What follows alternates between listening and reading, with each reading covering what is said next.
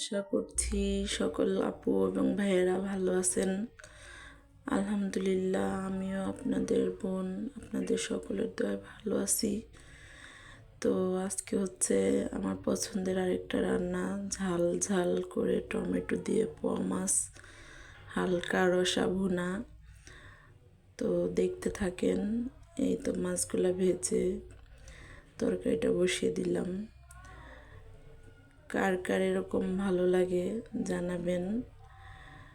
তো আমার কাছে কিন্তু কালকের তরকারিটা অনেক মজা লাগছে, অনেকগুলো ভাত খাইছি আলহামদুলিল্লাহ এটা দিয়ে। আপনারাও এরকম করে দেখতে পারেন, আশা করি ভালো লাগবে। আমার কাছে কিন্তু এটা বেশ ভালো লাগছে। আরও শীতের ধনিয়া পাতা, টাটকা টমেটো, তো এভাবে আসলে রান্না করলে মন্দ হয় না, খেয়ে দেখবেন। তো আমার জন্য সবাই দোয়া করবেন, পাশে থাকবেন বোনটাকে।